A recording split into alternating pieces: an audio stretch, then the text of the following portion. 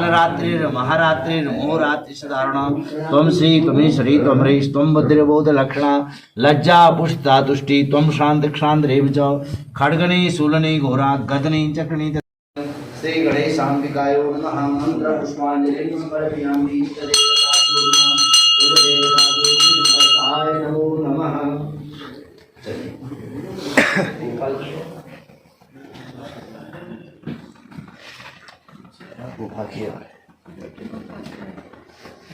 दिया नाम दिया, छात्र संघ में जीत का परिणाम दिया, हौसला दिया, मंच दिया।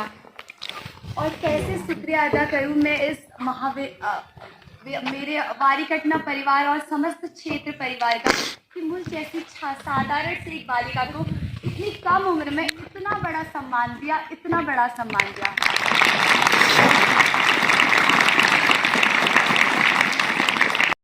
जिससे मेरे लिए ये एक कविता अभी गाई थी वो मेरे बहुत दिल तक छुई है। वो रियल एक कविता मुझे लगी। हाँ एक्चुअली तो मैं नेहा को एक बार मंच पे बुलाना चाहती हूँ।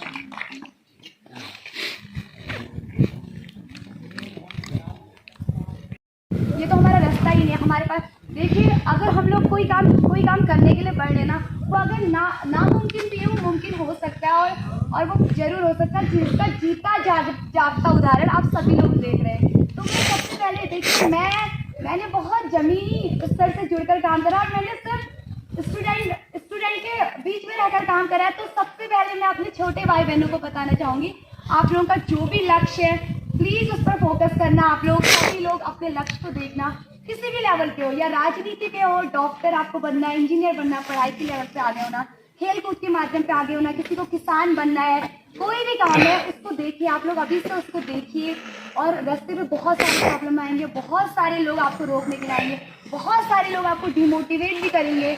लेकिन अगर आप लोगों पे खुद के ऊपर प्लीज सबसे पहले मैं कहना चाहूंगी कि खुद के ऊपर भरोसा रखिएगा। अगर आप लोग खुद के ऊपर भरोसा करते हैं तो कोई दुनिया की कोई शक्ति ऐसी नहीं है कि आपको पीछे कर दे। तो प्लीज सबसे पहले खुद पर फोकस करेगा, खुद पे भरोसा रखेगा, सबका साथ लीजिए। सब लोग आपके साथ खड़े हैं। देखिए अभी हम लोग के साथ कितने लोग, हमारे साथ बहुत लोग हमारे साथ खड़े होते हैं। लेकिन सबसे पहले संघर्ष करना सीखिए और सच्चाई और ईमानदारी के बलबूते पे करिए। देखिए रास्ते पे बहुत सारी अड़चने आएंगी जिससे आप लोगों ने सोशल मीडिया के माध्यम से देखा होगा कि रास्ते पे क्या क्या अड़चने आई, लेकिन उसका हल क्यों हुआ? सच्चाई के पथ पर चलने पर। अगर हम सच्चाई के पथ पर चल रहे हैं ना तो लाख मुसीबतें भी हमारा कुछ नहीं बिगाड़ सकती, कुछ भी नहीं कर सकती हैं। लेकिन हम लोगों को सच्चाई के पथ पर चलना बहुत जरूरी है।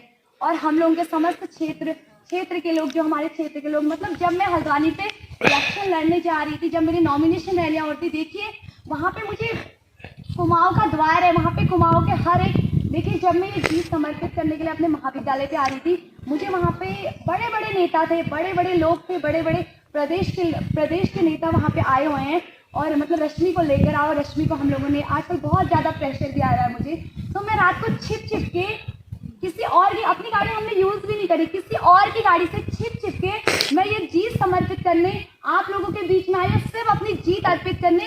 क्योंकि मैं मानती हूँ कि इलेक्शन, अगर रश्मि रंगड़िया अगर इलेक्शन जीती है तो आप सभी लोगों की वजह से इलेक्शन जीती है। वही जीत समर्पित करने जब मैं लोगों के बीच में आई तो मुझे वहाँ पे बहुत सारे प्रेशर आए। सुबह मैं रो भी दी थी क्योंकि प्रेशर इतना, मेरे ऊपर इतना प्रेशर आ रहा है ना, मैं आप लोगों को बता नहीं सकती हूँ कि बहुत ज़्यादा प्रेशर आ रहा है। लेकिन कोई बात नहीं, रास्ते पे मुसीबतें आती हैं, आप लोगों के रास्ते पे भी अगर आती हैं तो आप लोग प्लीज़ सच्चाई और ईमानदारी के रास्ते पे चलिए।